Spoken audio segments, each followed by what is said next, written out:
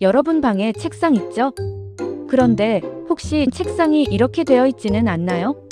책상에 앉으면 바로 침대가 보이고 옆에는 휴대폰이 있고 책상 앞에는 시계가 있고 뒤쪽에는 방문이 있습니다. 그리고 학생들은 말합니다. 나는 공부를 오래 하는데 왜 집중이 안 되지? 그런데 저는 이런 학생들에게 먼저 묻고 싶습니다. 여러분의 방이 공부하기 좋게 되어 있나요? 많은 학생들이 공부가 안 되면 이렇게 생각합니다. 내가 의지가 약한가? 나는 공부 체질이 아닌가? 그런데 정말 그럴까요?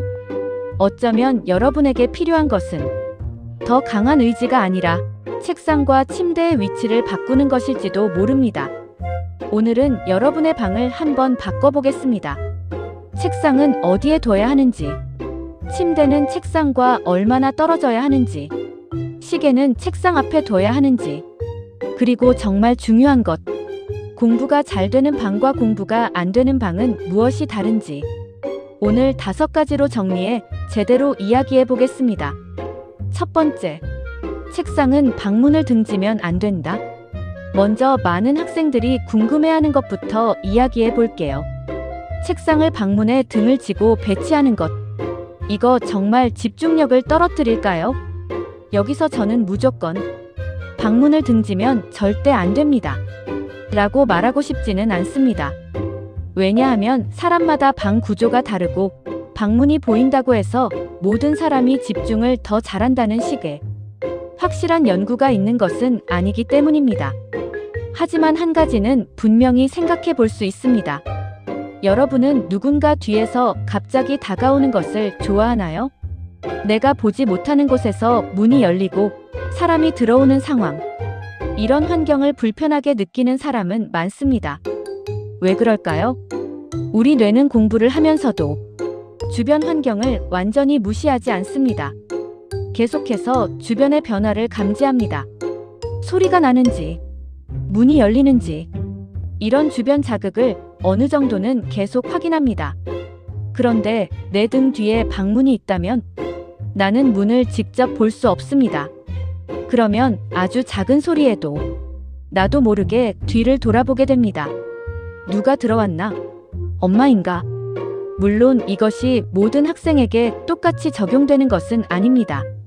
하지만 만약 여러분이 뒤에서 나는 소리에 자주 신경을 쓰는 편이라면 책상을 방문을 완전히 등지는 방식으로 두기보다는 방문이 시야에 들어오는 위치를 고려해보는 것이 좋습니다. 다만 여기서 중요한 게 있습니다. 방문이 보인다고 해서 책상을 방문 바로 앞에 두라는 뜻은 아닙니다. 오히려 가장 좋은 건 책상에 앉았을 때 방문을 곁눈질로 확인할 수 있는 정도. 정면으로 계속 바라보는 것도 아니고 완전히 등지는 것도 아닌 위치입니다. 왜냐하면 방문을 정면에 두면 이번에는 또 다른 문제가 생길 수 있습니다. 누군가 지나갈 때마다 보입니다. 그러면 또 시선이 움직입니다. 결국 핵심은 문을 계속 보는 것이 아니라 문 때문에 불필요하게 불안해하지 않는 것입니다. 두 번째, 가장 중요한 건 책상 앞에 무엇이 보이느냐입니다. 자, 이제 책상 앞을 한번 보세요. 여러분이 책상에 앉았을 때 가장 먼저 눈에 들어오는 것이 무엇인가요? 침대인가요? 창밖인가요? 아니면 책인가요? 이게 정말 중요합니다. 왜냐하면 공부를 시작할 때 우리는 매번 엄청난 결심을 하는 것이 아니기 때문입니다. 대부분 아주 작은 행동으로 시작합니다. 책상에 앉아서 책을 펼칩니다. 그런데 옆에 휴대폰이 있습니다. 잠깐만 확인해 볼까? 10분이 지나갑니다. 이번에는 침대가 보입니다. 조금만 누워있다가 해야지. 20분이 지나갑니다. 이런 식으로 공부는 시작하기도 전에 끝납니다. 그래서 저는 책상 주변에서 공부와 직접 관계없는 자극을 최대한 줄이는 것이 중요하다고 생각합니다. 책상 앞에는 공부할 때 필요한 것만 두세요. 공부는 인테리어, 대회가 아닙니다. 책상에 앉았을 때 바로 공부를 시작할 수 있느냐? 이게 가장 중요합니다. 세 번째, 침대와 책상은 붙여놓지 마세요. 이건 정말 많은 학생들에게 말하고 싶습니다. 침대 바로 옆에 책상을 붙여놓는 것. 물론 방이 좁아서 어쩔 수 없는 경우도 있습니다. 그런 경우까지 무조건 나쁘다고 말할 수는 없습니다. 하지만 가능하다면 침대와 책상은 어느 정도 분리하는 것이 좋습니다. 왜냐하면 침대는 여러분의 뇌에게 굉장히 강한 신호를 보내는 공간이기 때문입니다. 공부하다가 조금 피곤해져서 고개를 돌려보면 침대가 보입니다. 그리고 뇌가 말합니다. 저기 가면 편한데? 이건 여러분의 의지가 약해서가 아닙니다. 침대는 원래 그런 행동을 유도하는 공간입니다. 그래서 가능하다면 침대와 책상을 완전히 붙여놓기보다는 책상과 침대를 최대한 멀리 떨어뜨려 주세요. 불가능하다면 최소한 공간의 기능을 구분해 주세요. 침대에서 공부하지 않기, 책상에서 잠들지 말기. 이 두 가지를 구분하는 것만으로도 좋습니다. 네 번째, 책상 앞에 시계를 둬야 할까? 많은 학생들이 책상 앞에 시계를 둡니다. 몇 분 지났지? 지금 몇 시지? 이렇게 계속 시간을 확인합니다. 그런데 여러분, 공부하는 동안 시간을 계속 확인해야 할까요? 저는 개인적으로 공부 중에 시계를 계속 보는 습관은 추천하지 않습니다. 왜냐하면 여러분의 집중은 한 번에 한 가지 대상에만 완벽하게 머물러 있지 않기 때문입니다. 문제를 풀고 있습니다. 그런데 갑자기 시계를 봅니다. 시간을 확인합니다. 다시 문제로 돌아옵니다. 이 과정에서 여러분의 뇌는 공부에서 잠깐 빠져나옵니다. 물론 시계를 한 번 봤다고 공부가 망하는 것은 아닙니다. 하지만 계속 확인하는 습관은 공부의 흐름을 끊을 수 있습니다.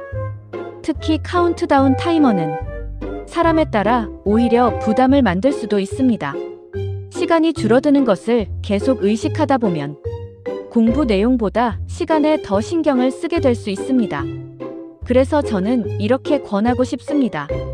시간을 확인해야 한다면 정해진 시간에 한 번만 확인하세요. 예를 들어 50분 공부합니다.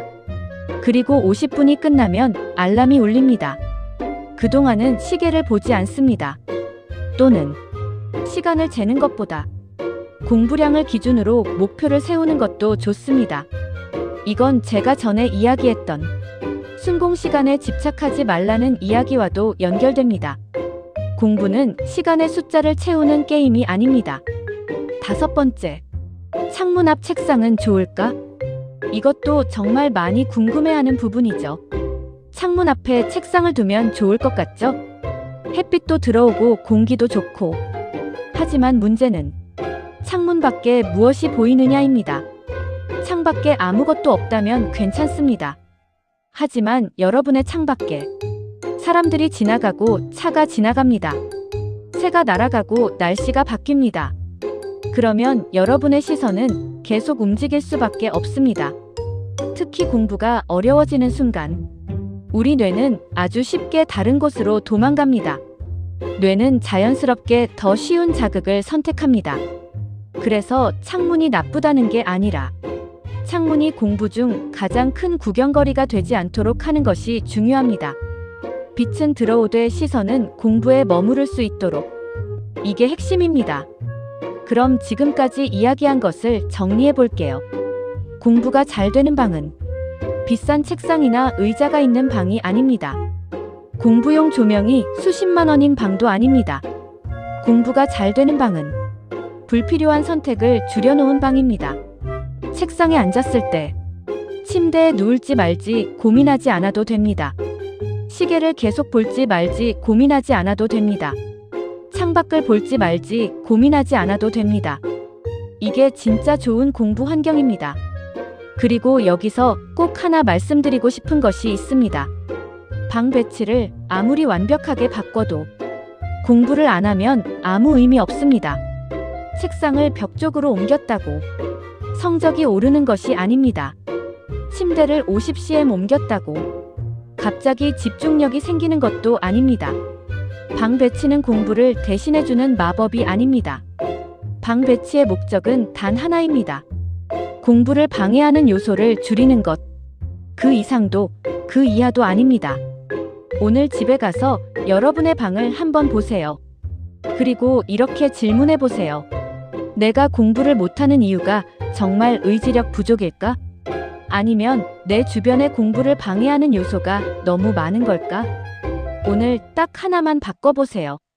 완벽한 공부방을 만들려고 하지 마세요. 그냥 가장 큰 방해 요소 하나를 치우세요. 휴대폰이라면 휴대폰을 치우고, 침대라면 책상과 거리를 두고, 시계라면 시야에서 치우고, 창밖이라면 시선을 덜 빼앗기도록 배치하세요. 그리고 내일 다시 책상에 앉아보세요. 공부가 갑자기 쉬워지지는 않을 겁니다. 하지만 공부를 시작하기까지 필요한 힘은 조금 줄어들 수 있습니다. 오늘 영상도 도움이 되셨다면 구독과 좋아요 부탁드리고 다음 시간에 더 유익한 영상으로 찾아올게요. 감사합니다.